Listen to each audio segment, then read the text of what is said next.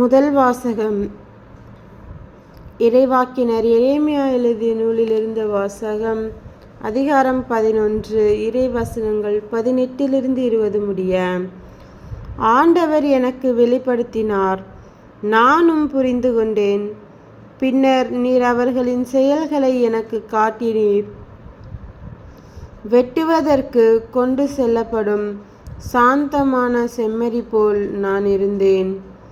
மரத்தை பழத்தோடு அழிப்போம், வாழ்வோரின் நாட்டிலிருந்து அவனை அகற்றிவிடுவோம், அவனது பெயர் மறக்கப்படட்டும் என்று சொல்லி எனக்கு எதிராய் அவர்கள் சதித்திட்டம் தீட்டியதை நான் அறியாதிருந்தேன்.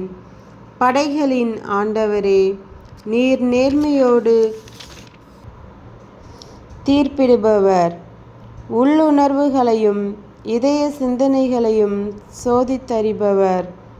நீர் அவர்களை பழிவாங்குவதை நான் காண வேண்டும். ஏனெனில் என் வழக்கை உம்மிடம் எடுத்துரைத்துள்ளேன். ஆண்டவரின் அருள்வாக்கு. இறைவா, உமக்கு நன்றி. நற்செய்தி வாசகம். புனித யோவான் எழுதிய நற்செய்தியிலிருந்து வாசகம். அதிகாரம் 7. இறைவசனங்கள் 40-53 முடிய. கூட்டத்தில் சிலர் இவ்வார்த்தைகளை கேட்டு, வரவேண்டிய இறைவாக்கினர் உண்மையில் இவரே என்றனர். வேறு சிலர், மெசியா இவரே என்றனர். மற்றும் சிலர், கலிலேயாவிலிருந்தா மெசியா வருவார்? தாவீதின் மரபிலிருந்தும் அவர் குடியிருந்த பெத்லகேம் ஊரிலிருந்தும் மெசியா வருவார் என்றல்லவா மறைநூல் கூறுகிறது என்றனர். இப்படி அவரை குறித்து மக்களிடையே பிளவு ஏற்பட்டது. சிலர் அவரை பிடிக்க விரும்பினர், ஆனால் யாரும் அவரை தொடவில்லை.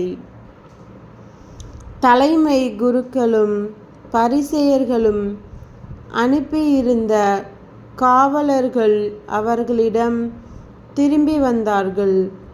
அவர்கள் காவலர்களிடம், ஏன் அவனை பிடித்து கொண்டு வரவில்லை என்று கேட்டார்கள்.